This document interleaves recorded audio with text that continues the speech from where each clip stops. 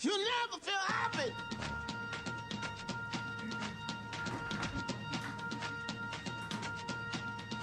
Never feel happy. No, you won't. Until you try. You never feel happy. Vivre avec le VIH, c'est maintenant l'émission d'une heure chaque semaine pour parler des questions qui comptent dans la vie des séropositifs et de ceux qui les aiment, mais aussi pour parler de santé sexuelle et de prévention.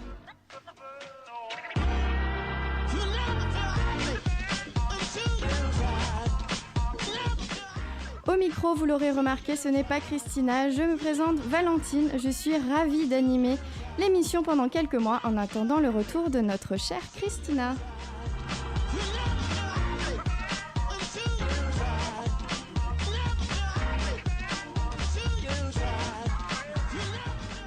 Et à côté de moi, je salue lui, vous le connaissez bien, c'est Mohamed. Première fois que l'on se voit, enchanté Mohamed. Enchanté Valentine, j'espère que tu vas faire tes preuves avec nous et qu'on va passer des bons moments ensemble. Bah j'espère.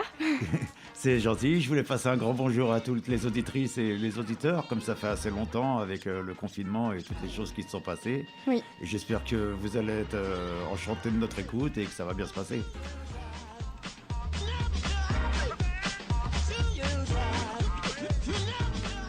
Pour cette émission, nous recevons aussi une femme engagée. Nadia Gauthier vient nous présenter l'association pour laquelle elle travaille. C'est La Marmite. Vous la connaissez déjà peut-être, nous en avions déjà parlé dans l'émission. Cette association offre un lieu d'écoute et de prévention santé à travers de nombreuses missions. Et aujourd'hui, Nadia vient nous présenter l'un de ses projets. Elle est créatrice de ce projet, ça s'appelle la Ronde des mamans. Elle accompagne des mères et leurs bébés en situation de précarité. Nous poursuivrons comme à chaque émission avec les annonces du cœur et on terminera avec les infos de la semaine. Pour réagir à tout ce que vous entendez, vous pouvez nous appeler au 01 40 40 90 25 ou bien nous laisser un message sur le site comitédesfamilles.net. Nous avons également un Twitter, @VIH Radio, et notre page Facebook Comité des familles.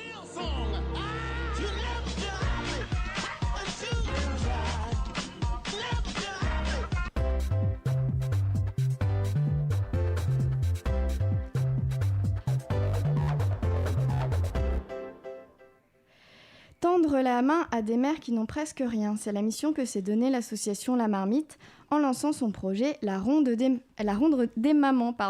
Pour nous expliquer tout ça, Mohamed et moi, nous sommes accompagnés de Nadia. Bonjour Nadia. Bonjour Valentine. Est-ce que tu pourrais, pour commencer, un peu te présenter et nous parler de l'association pour laquelle tu travailles ? Oui, alors donc je m'appelle Nadia, je travaille à La Marmite depuis un peu plus d'1 an. En tant que médiatrice sociale et responsable du programme périnatalité, donc la Ronde des mamans. Voilà, c'était une reconversion professionnelle totale, une envie de m'engager auprès des autres, voilà, et des rencontres aussi qui m'ont menée à la Marmite. Donc la Marmite, c'est une association qui a été créée en 93. Et au départ, c'était pas un lieu d'accueil, c'était la volonté d'un médecin, le docteur Gentis de l'hôpital Jean Verdier, de créer un réseau de soins pour améliorer la prise en charge de la pathologie VIH chez les patients toxicomanes, mais aussi chez les patients issus de l'immigration, et notamment des primo-arrivants, voilà, qui sont nombreux en Seine-Saint-Denis, puisque la Marmite est basée à Bondy. Voilà, c'est en 2000 que la Marmite s'est transformée en un lieu d'écoute et de prévention, où c'est devenu vraiment un lieu physique. Et c'est depuis 2013 que la Marmite est dans les locaux que nous occupons encore aujourd'hui, donc à Bondy. Et à cette époque-là, la Marmite a ajouté à ses statuts l'idée d'insertion professionnelle. Et donc la Marmite fonctionne également voilà, sur un chantier d'insertion par la restauration. Donc la Marmite, c'est 2 pôles en fait, c'est un accueil de jour et au sein de cet accueil de jour, une des bases c'est de servir des repas complets, chauds tous les jours, et cette mission est assurée par le chantier d'insertion. Voilà. Donc le principe de la Marmite, c'est vraiment l'accueil de jour inconditionnel pour toutes les personnes en situation de grande précarité.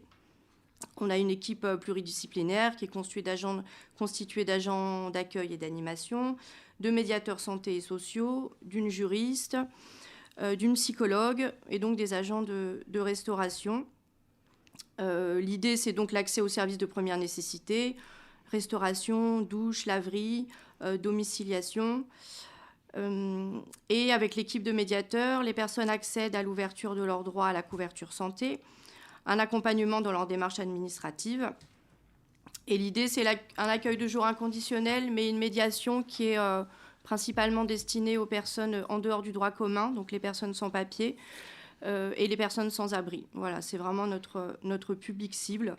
Les gens qui échappent au radar des services sociaux, qui n'ont pas d'assistante sociale et voilà, qui ont souvent du mal à mener leur démarche administrative et à trouver des lieux où on les reçoit, tout simplement. D'accord.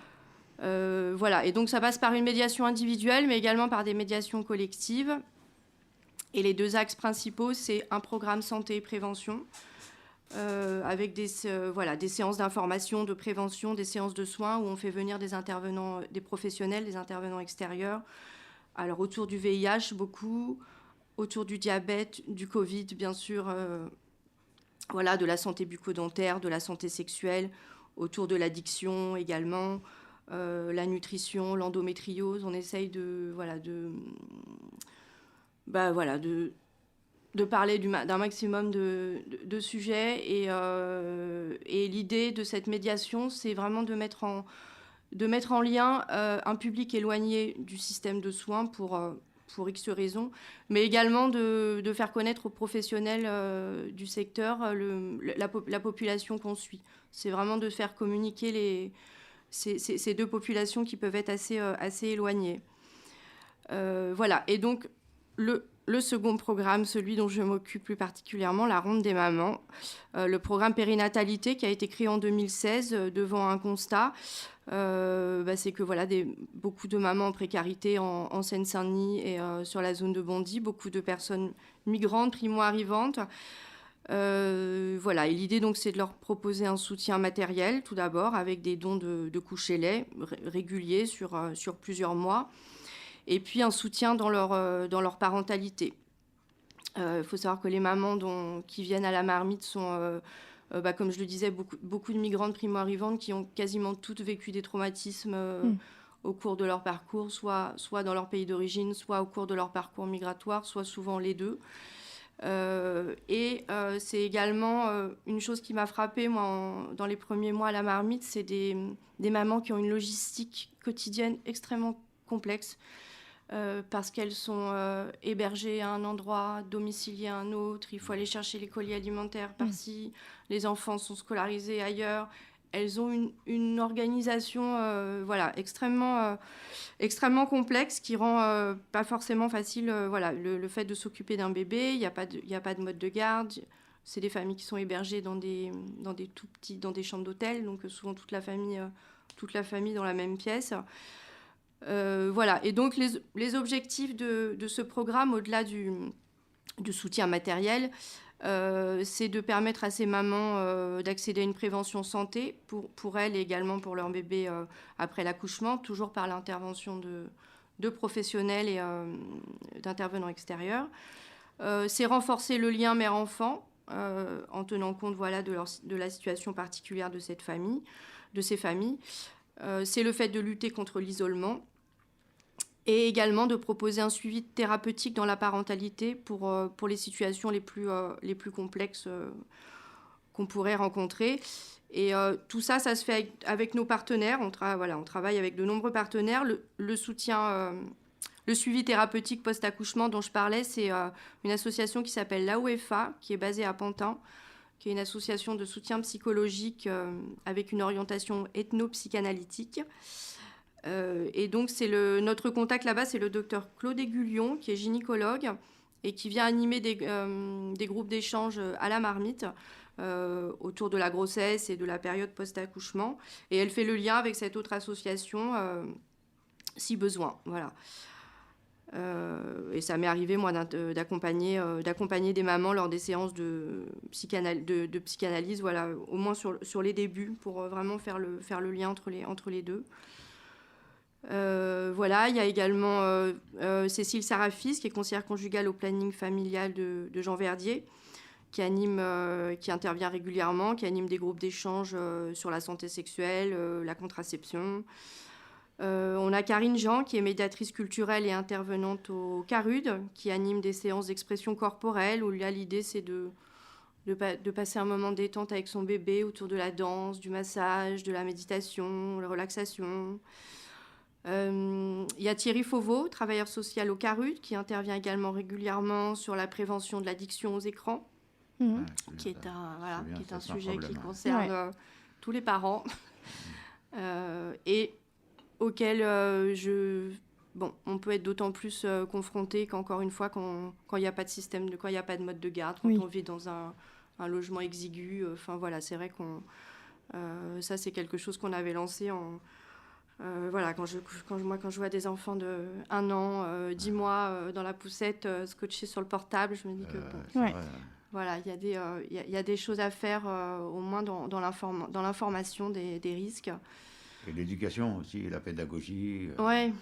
Faut pas qu'ils restent trop bloqués sur les écrans. C'est devenu la nouvelle addiction actuelle. Hein. C'est une addiction, vraiment.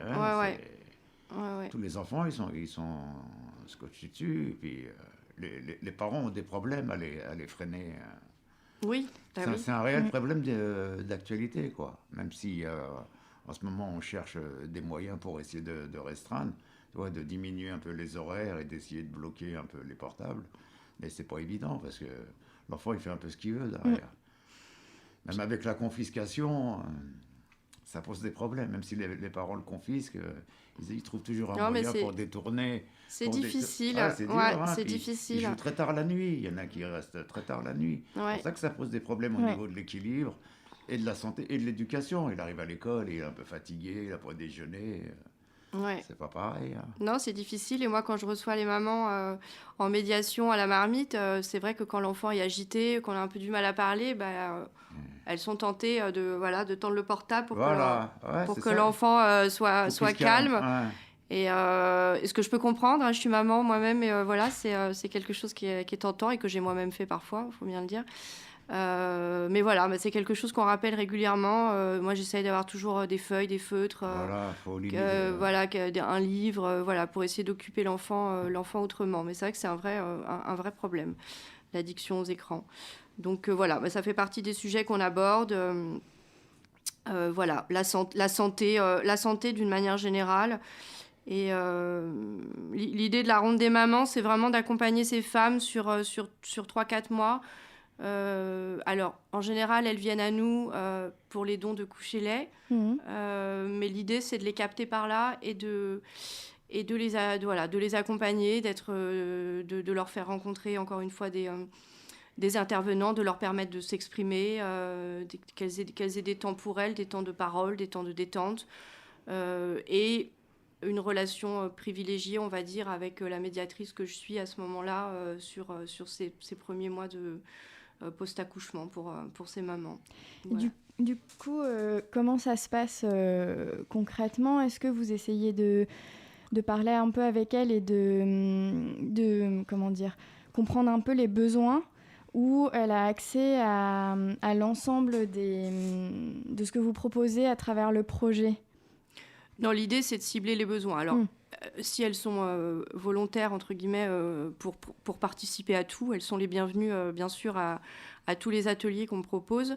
Mais le fait est que, elles ont aussi leurs obligations, c'est normal. Oui. Et donc, l'idée, c'est de cibler par rapport à leur profil, de cibler les thématiques là où elles pourraient le plus y trouver quelque chose. Si je reçois une maman que je sens angoissée ou qui a un peu du mal, je sais pas, dans la manipulation de son bébé, je vais lui proposer l'atelier d'expression corporelle.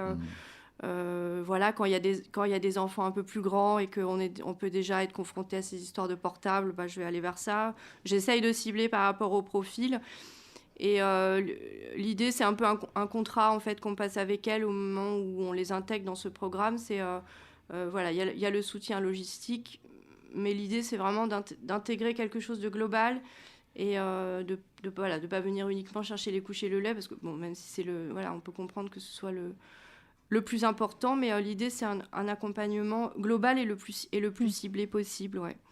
Il y a quelque chose que je trouve super intéressant dans le projet, c'est tu parlais de la relation mère à l'enfant.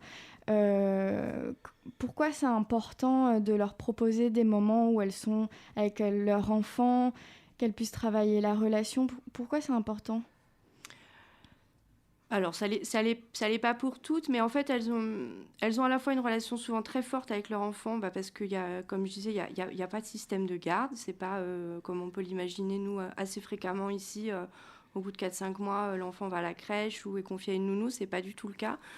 Elles ont une relation très charnelle. Les enfants sont portés, sont sur le dos. C'est quelque chose de très, de très physique.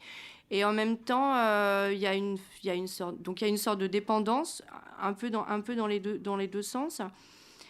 Et en même temps, c'est comme si, je sais pas, c'est comme s'il y avait un peu une charge permanente. Et je parlais de cette histoire de logistique. Elles ont une vie assez complexe et je pense qu'elles ont peu de moments de relâchement, à la fois pour elles et dans la relation avec leur enfant, de moments de détente où on se prend une heure pour se faire des câlins, pour écouter de la musique. Elles sont un peu dans une course effrénée permanente sur leur quotidien. C'est ce que je ressens. Voilà. Après, c'est pas le cas de toutes les mamans, évidemment. Et puis, elles sont aussi nombreuses à avoir vécu des traumatismes et des vies familiales. Elles ont des parcours vraiment pas faciles aussi. Et ça peut, c'est quelque chose qui peut impacter la relation avec l'enfant. Ouais. Beaucoup ont laissé des enfants au pays. Donc, l'enfant qui arrive ici, il est un peu réparateur de quelque chose aussi. Et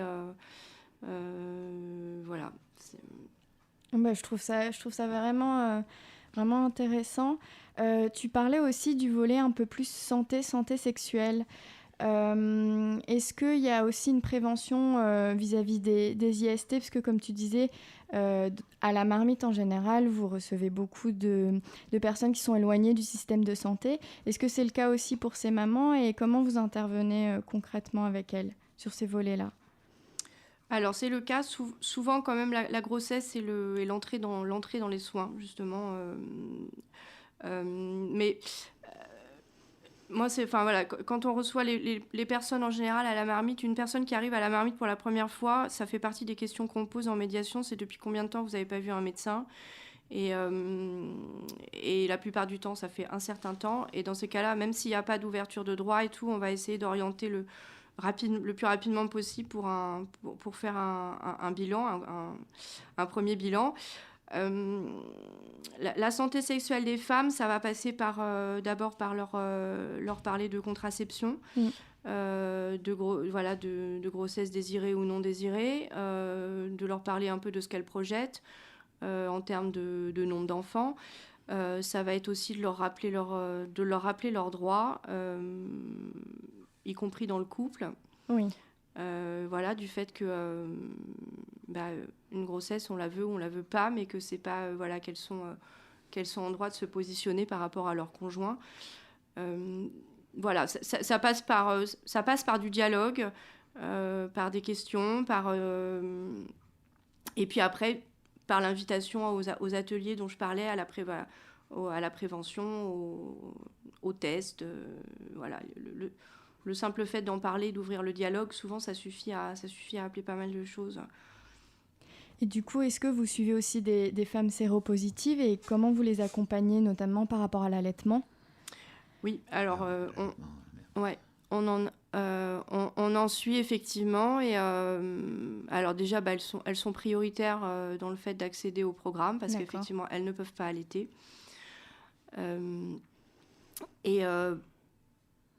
En général, elles ont un suivi à l'hôpital et tout. Moi, je les suis surtout dans le sens où elles sont prioritaires et donc elles rentrent dans ce programme automatiquement. Après, en termes de soins, une fois que je me suis assurée qu'elles ont le suivi, souvent c'est le cas quand même. Il n'y a pas de... On fait le lien avec les médecins pour les prises de rendez-vous et tout, mais souvent elles ont un suivi qui est déjà bien en place. Oui, et du coup, vous faites de la prévention, vous répondez à leurs questions. Oui. D'accord. Oui. Ok. Donc, vous faites aussi un relais d'information auprès d'elles qui, elles, du coup, n'ont pas toutes les informations nécessaires, ouais. notamment. D'accord, ok. Du coup, c'est vous qui êtes à l'origine de ce projet-là. Comment ça s'est passé? Comment ça vous est venu l'idée de lancer ce projet-là? Est-ce que c'est né d'observations au sein de la marmite? Le projet La Ronde des Mamans? Oui. Oui, alors moi, quand je suis arrivée, le projet était déjà en place. Hein, le programme périnatalité, il a été créé en 2016. Donc, moi, je l'ai repris. Alors, il avait été mis à mal par le confinement, comme beaucoup de choses, notamment tous les ateliers, le fait que des intervenants venaient animer des moments d'échange à la marmite. Ça s'était complètement arrêté. Donc, moi, j'ai plutôt réamorcer la pompe, entre guillemets.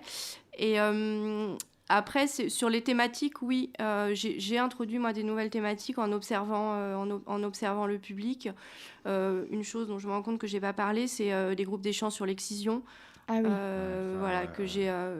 Que j'ai initié au courant de l'année, parce que je me suis rendu compte qu'elles étaient soit directement, soit indirectement, absolument toutes concernées, en fait. Oui.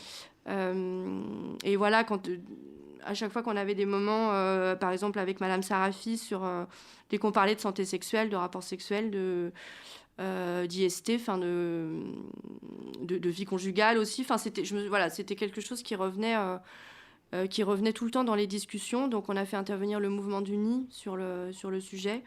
Il y a d'autres interventions qui sont programmées sur l'année 2022.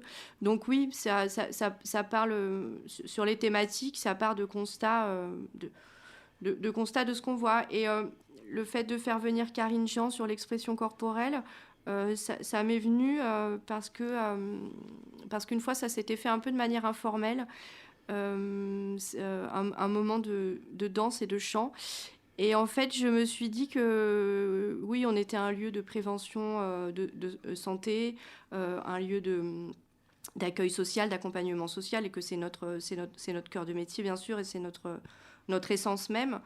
Mais qu'en fait, c'était aussi super de pouvoir leur proposer parfois des moments de détente, en fait, et pas que parler de choses lourdes, entre guillemets. Oui. Et voilà, donc oui, en observant ces femmes et ce qu'elles vivent, il y a des thématiques qui sautent aux yeux, en fait. Ouais.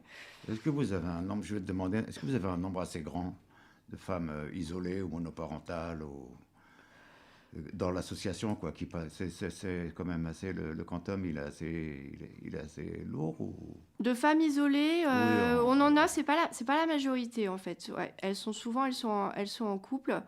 Et vous leur faites un suivi juste post-natalité? C'est ça. Ouais.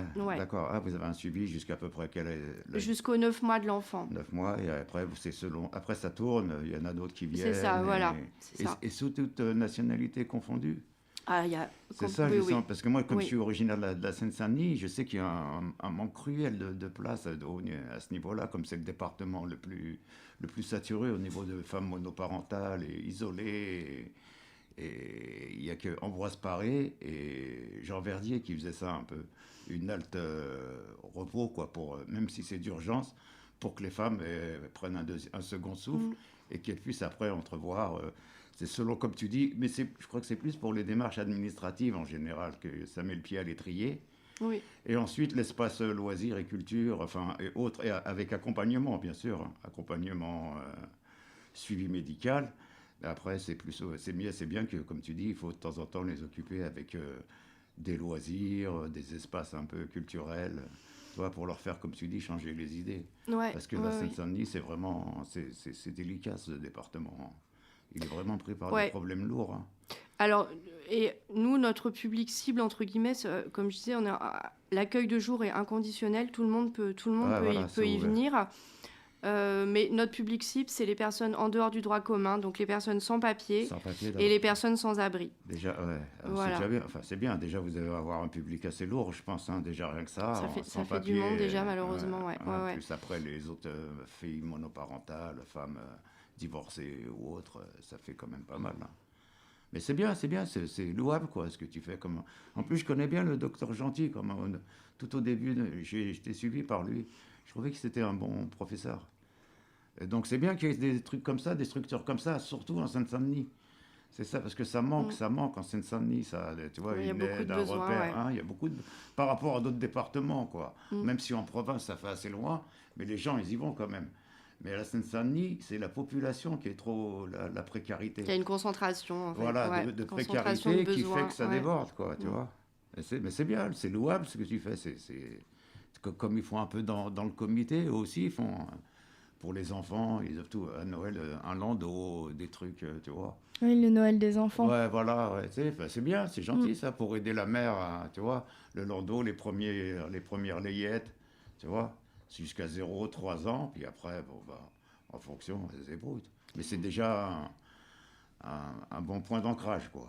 C'est ça qu'il faut surtout pour des femmes comme ça qui sont un peu désespérées, isolées, renfermées, surtout quand elles ne parlent pas très bien la langue. Oui. C'est un peu, tu vois, c'est un peu dur. Même pour les papiers, c'est pas évident. Hein. C'est pour ça que c'est un bon tremplin pour pouvoir déjà te mettre en place les droits à la santé, de minimum, tu vois, pour pouvoir circuler. Puis après, on est là pour essayer de faire évoluer. Hein. Et est-ce que vous avez des papas aussi, des fois, qui viennent... est-ce qu'elles viennent accompagner, des fois, du père ou de leur conjoint ? Assez rarement. Oui. On voit assez peu les hommes. Oui, alors qu'elles sont la plupart, comme je disais, en majorité, elles sont en couple. C'est pas forcément des familles isolées. C'est un partage des tâches. Le papa va aller chercher du travail de son côté. Voilà. Comme c'est périnatalité, c'est autour des enfants et donc c'est spontanément plutôt les mères qui viennent. Ouais. Et en termes de fonctionnement, pour répondre un peu à votre question, on les accompagne effectivement pendant disons 3-4 mois, jusqu'aux 9 mois de l'enfant, en tout cas, entre 0 et 9 mois. L'idée, c'est un accompagnement sur 3 ou 4 mois. Et donc, depuis le début de l'année, depuis janvier 2021, c'est une 60aine de femmes qu'on a, quand même, hein. qu'on a accompagnées. Ça fait déjà pas, ouais. D'accord. Vous avez réussi à les poser, à les stabiliser un peu, c'est-à-dire... Oui, ils sont moins en hébergement d'urgence, c'est pas pérenne, mais bon, ils ont quand même de quoi suffire. Alors, elles sont en hébergement d'urgence encore pour la plupart. C'est pas facile. Mais je vous avoue que déjà, quand elles sont en hébergement d'urgence, on est content en fait. C'est pour ça que ce serait bien un foyer de filles, un truc comme ça, tu vois, un organisme qui prend en charge au moins cette... Après, ça rejoint plein de problématiques. C'est le problème des papiers, sortir de l'hébergement d'urgence, c'est pas évident. Ouais, ça prend quelques années en général. C'est de se loger et tout, c'est encore difficile. C'est encore une autre problématique. Déjà ceux qui sont ici, mais déjà ceux qui sont à l'abri, c'est pas mal. Ils ont du mal. Non, mais ils ont du mal. Ceux qui sont ici en place, ils ont du mal. Alors pour eux, primo-migrants, c'est pas facile. Hein. Est-ce que vous avez des femmes qui, pour le coup, ont vraiment aucun accès à des logements d'urgence sociaux et si c'est le cas, comment vous les accompagnez ? Alors, les mamans à la rue, on en croit, j'ai envie de dire, parce qu'heureusement, ça dure pas, c'est des situations qui s'éternisent pas. Mais je crains en fait qu'on en ait de plus en plus parce qu'il y a eu une annonce au niveau régional qu'ils allaient fermer 1500 nuits 115 sur l'Île-de-France. Parce qu'il y a beaucoup de places qui ont été ouvertes pendant le confinement, voilà, et qui avaient été maintenues et qui vont être fermées. Donc je crains qu'on soit de plus en plus confrontés à des jeunes mamans ou des femmes enceintes en rupture d'hébergement. Là, en ce moment, j'en ai 2, par exemple. J'ai une maman qui vient d'accoucher à Sevran. Et alors, elle est sortie de la maternité, elle a eu 2 nuits par le 115 et après plus. Ouais, c'est ça le problème. Et donc là, elle a trouvé une solution, elle est hébergée par une amie, mais pour 10 jours. Voilà. Et donc, dans 10 jours, je ne sais pas ce qui va se passer. Alors, c'est là où on atteint un peu nos limites, j'ai envie de dire. Enfin, nous, on a un accueil de jour, voilà, donc... Bon, elles sont, on les met à l'abri pour la journée. Après, on fait le lien avec le 115, dans le sens où on fait le forcing. Enfin, voilà, moi, dans ce genre de situation, je fais appeler la maman toute la journée. Je vais envoyer 10 mails dans la journée en disant, voilà, il faut faire quelque chose. Mais ça, bon, mon pouvoir, entre guillemets, ça s'arrête là. une fois que la maman arrive à ce que le 115 décroche, je vais parler avec la personne aussi pour insister sur la situation et tout. Pour l'instant, c'est quand même des situations qui se règlent assez rapidement parce qu'elles sont prioritaires absolues quand il y a des enfants en bas âge ou quand elles sont enceintes. Mais ça se corse. Par exemple, cette femme qui a accouché, jusqu'à son accouchement, elle était sans abri. Et ça, c'était la première fois que j'étais confrontée à ça. En général, au courant de la grossesse, on trouvait des solutions. Voilà, donc j'ai l'impression que ça se durcit un peu. Et c'est vrai que dans ces cas-là, c'est des situations de grande détresse, quoi, parce que déjà, quand on est enceinte et qu'on accouche, on est quand même sacrément vulnérable, alors quand en plus on est confronté à ce type de difficultés. Donc là, il y a un soutien psychologique et moral qui rentre en compte aussi, tout simplement, quoi. Le fait de les écouter, de les rassurer, de leur dire qu'elles sont pas toutes seules. Voilà, un soutien, de l'écoute et un soutien psychologique au maximum. D'accord. Ouais. Donc pas forcément un avenir radieux s'il y a des fermetures de centres. On est un peu inquiet sur l'hiver là. Et est-ce que le projet est amené à évoluer ? Est-ce que vous remarquez d'autres choses et vous vous dites tiens, ce serait bien d'avoir un atelier sur telle thématique ? Ou pour l'instant, vous vous basez uniquement sur les ateliers qui sont déjà en cours ? Est-ce que vous avez des idées pour demain ? Alors, l'idée, c'est surtout de consolider effectivement ce qu'on a mis en place. Une des perspectives d'amélioration, c'est de fidéliser, entre guillemets, les mamans sur la participation aux ateliers. Parce que ça, c'est quelque chose qu'on a du mal à faire. Donc c'est une perspective d'amélioration qu'on se fixe. En termes de thèmes et tout ça, en fait, on a prévu de lancer une petite enquête auprès des mamans, justement, pour voir avec elles si ça correspond, si ça correspond pas. On a envie de partir d'elles, en fait, là, pour la suite. Moi, j'ai l'impression qu'on couvre quand même pas mal de sujets déjà. Mais voilà, l'idée, ça va être de prendre leurs idées à elles pour la suite. Bon, on espère qu'elles seront satisfaites, mais je pense qu'il y a quand même beaucoup d'ateliers et d'accompagnement qui est intéressant. Et comme vous dites, vous comblez quand même beaucoup d'aspects. Ah, puis ils sont bien encadrés. Hein. Ouais. Ils sont psychologues, ça va quand même, quoi. C'est pas... Ah oui, c'est du suivi de qualité. C'est ça que je veux dire. C'est pas juste un sourire, c'est voilà, derrière. Ils écoutent, et ils t'accompagnent, tu vois. Après, c'est un suivi à long terme. Tu vois, c'est bien pour quelqu'un qui cherche des repères. C'est à la fois pour le social, pour le médical, et à la fois pour les démarches administratives. C'est bien, je trouve. Après, c'est dommage que ce soit pas plus pérenne, quoi. Sur la durée. Et est-ce que vous imaginez aussi un projet pour la suite ? Parce que vous suivez les bébés jusqu'à 6 mois, c'est ça ? 9 mois. 9 mois. Est-ce que dans l'idée, vous imaginez faire un accompagnement sur le plus long terme ? Alors en fait, on a beaucoup d'idées, mais on est extrêmement limité par nos locaux. Et la suite va passer par un déménagement. On a un projet de déménagement. On a un chargé de développement qui est chargé de ça, de nous trouver des locaux plus grands, parce que là on craque les murs complètement en fait, par rapport à l'équipe, de nombre de personnes qui travaillent sur place, nombre de personnes accueillies, et par rapport à ce qu'on voudrait faire, on est vraiment limité par le lieu.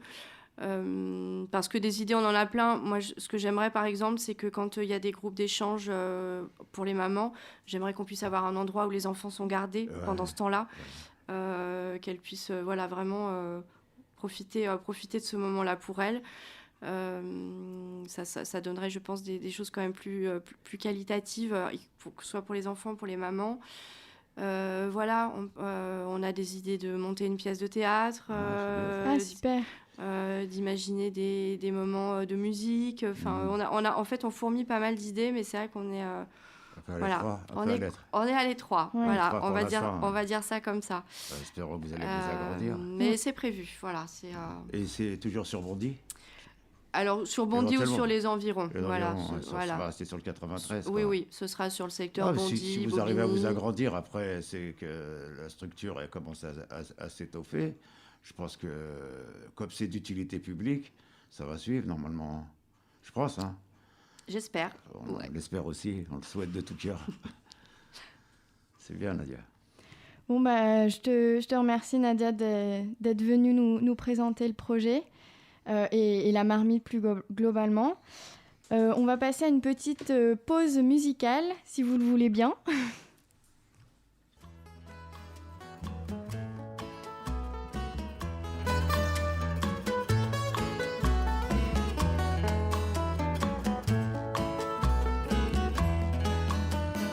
Guantanamera, Guajira, Guantanamera, Guantanamera, Guajira, Guantanamera. Yo soy un hombre sincero, de donde crece la palma. Yo soy un hombre sincero, de donde crece la palma. Y antes de morir yo quiero echar mis versos del alma. Y antes de morir yo quiero echar mis versos del alma. Guantanamera, Guajira, Guantanamera, Guantanamera, Guajira, Guantanamera. No me pongan en lo oscuro a morir como un traidor. No me pongan en lo oscuro a morir como un traidor. Yo soy bueno y como bueno moriré de cara al sol. Yo soy bueno y como bueno moriré de cara al sol. Guantanamera, Guajira, Guantanamera, Guantanamera, Guajira, Guantanamera. Con los pobres de la tierra quiero yo mi suerte echar. Con los pobres de la tierra quiero yo mi suerte echar. El arroyo de la sierra me complace más que el mar. El arroyo de la sierra me complace más que el mar. Guantanamera, Guajira, Guantanamera, Guantanamera, Guajira, Guantanamera. Tiene el leopardo un abrigo en su monte seco y pardo. Tiene el leopardo un abrigo en su monte seco y pardo. Yo tengo más que el leopardo porque tengo un buen amigo. Guantanamera, Guajira, Guantanamera, Guantanamera, Guajira, Guantanamera. Dilo, compadre.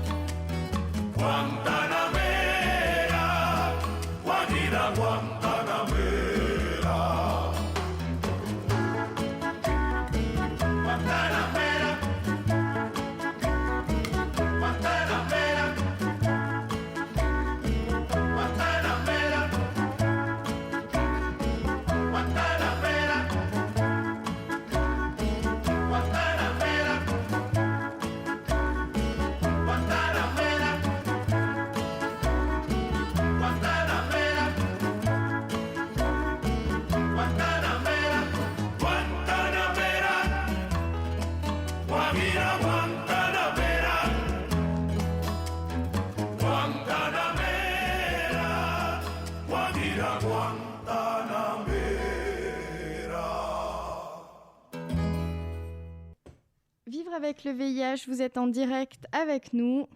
C'est parti pour les annonces du cœur.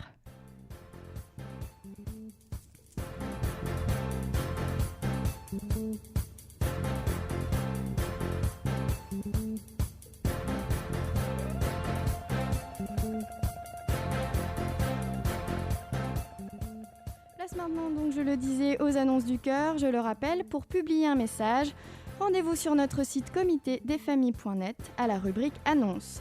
Pour ce faire, il suffit de vous inscrire avec une adresse mail et un pseudo. Si vous avez des questions, je vous rappelle notre numéro 01 40 40 90 25.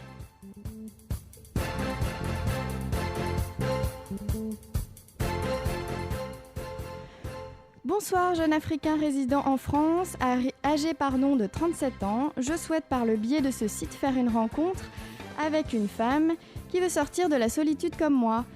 Peu importe sa couleur ou sa religion, mon numéro est le suivant, 07 53 07 33 96.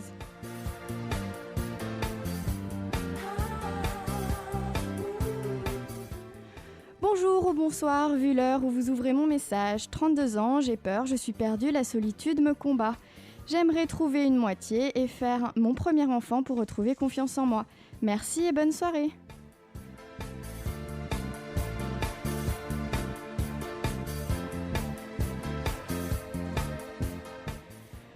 Bonjour, femme camerounaise, âgée de 34 ans, séropositive indétectable et un enfant, désire rencontrer homme du même statut, noir ou blanc, de 40 ou 45 ans, pour relations sérieuses, voire fonder une famille.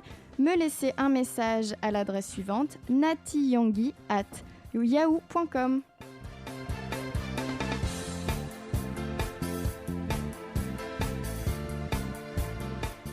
Bonjour, jeune femme africaine de l'Ouest à la recherche d'une stabilité amoureuse avec un homme sérieux, stable, prêt à s'engager pour une relation sérieuse durable.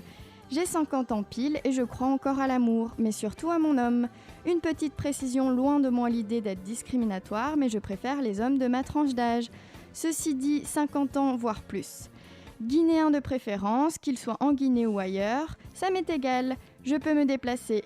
J'oubliais mon adresse mail fatoum50kama@yahoo.com.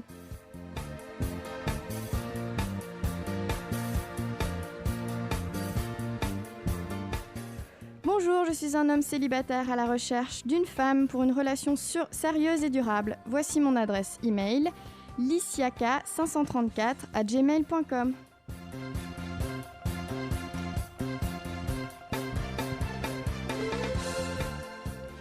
Et le dernier, salut, je suis une jeune femme de 31 ans, camerounaise. Je vis à Yaoundé. Je cherche un homme séropositif stable et sérieux pour une relation sincère. Si vous êtes intéressé, veuillez m'écrire.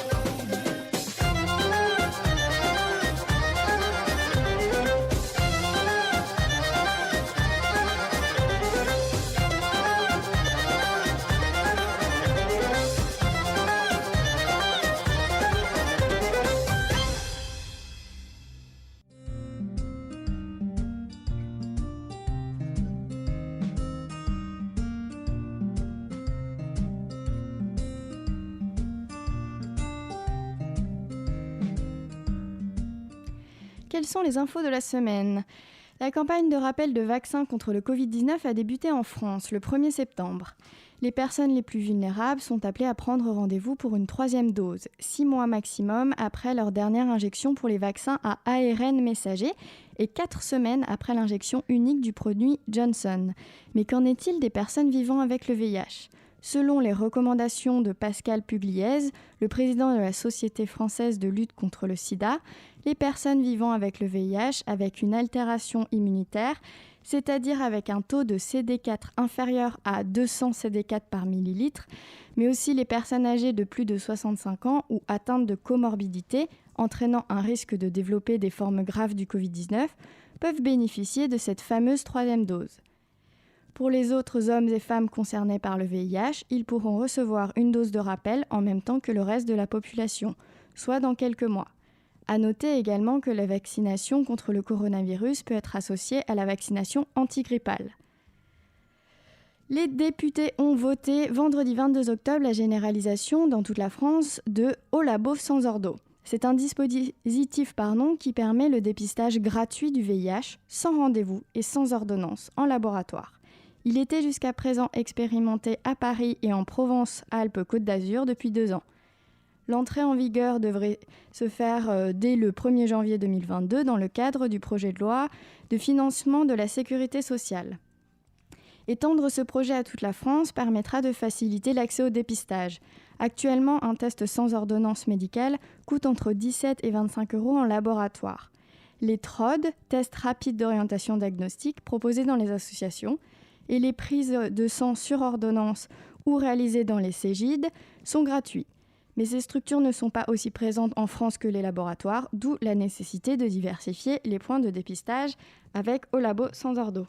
Le taux de nouvelles infections au VHC diminue en France. Le virus de l'hépatite C a diminué de moitié chez les hommes homosexuels et bisexuels. C'est le constat d'une étude nationale basée sur les données des personnes vivant avec le VIH qui ont été suivies dans 175 hôpitaux français entre 2014 et 2017. Les chercheurs expliquent cette baisse par l'arrivée en 2015 des antiviraux à action directe, les AAD. Ces traitements empêchent le virus d'infecter de nouvelles cellules. Dans 99% des cas, le virus est éliminé, ce qui permet d'éviter la transmission du virus. Malgré cette baisse, les auteurs de l'étude affirment que la prévention est encore très importante. Les comportements à risque sont encore nombreux. Toujours selon eux, les stratégies de réduction des risques doivent s'adapter aux hommes gays et bisexuels, les séropositifs comme les séronégatifs. Sinon, cela pourrait freiner les efforts menés pour éradiquer l'hépatite C en France. Et dernière actualité très importante, du 15 au 19 novembre 2021 est organisée une campagne d'information, de prévention et d'incitation au dépistage en Occitanie. Il y aura une distribution gratuite d'autotests pour dépister une éventuelle infection au VIH avec des plages horaires de Cégid dédiées et des dépistages TROD proposés dans les associations. Des actions seront menées notamment dans les squats, lieux d'échange sexuels ou encore les lycées et les universités dans le but de rencontrer les jeunes et les publics prioritaires ou éloignés du système de santé. Rendez-vous sur le site de l'ARS Occitanie pour connaître toutes les informations, actions de prévention et lieux de dépistage.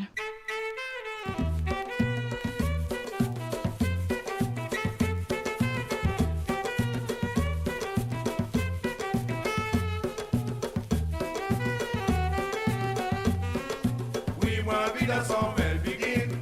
Quand il est frapper les mains. Oui, ma vie dans son belle begin. Belle begin, maman, belle begin, papa. Oui, ma vie dans son belle begin. Donne son à la tremble du gaz là. Oui, ma vie dans son belle begin. Mademoiselle, écoutez-moi. Oui, ma vie dans son belle begin. Voulez-vous m'accorder cette belle begin? Oui, ma vie dans son belle begin. Tout l'a accepté, gardez-moi danser. Oui, ma vie dans son belle begin. Belle begin, maman, belle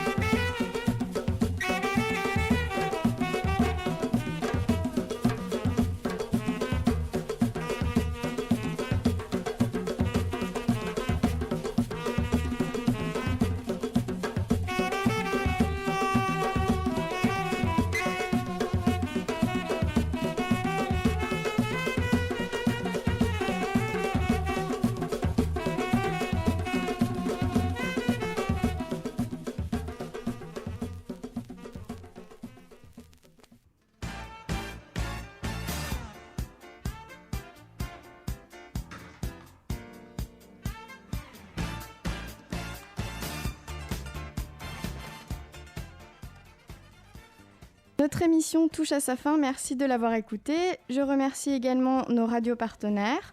Encore un grand merci à nos invités, Mohamed et Nadia. J'ai adoré vous rencontrer et vous écouter pour nous parler de la marmite et la ronde des mamans. Si vous êtes intéressé par l'association, je vous mettrai toutes les informations, contacts, adresses sur le site du comité des familles. Au revoir et à la semaine prochaine.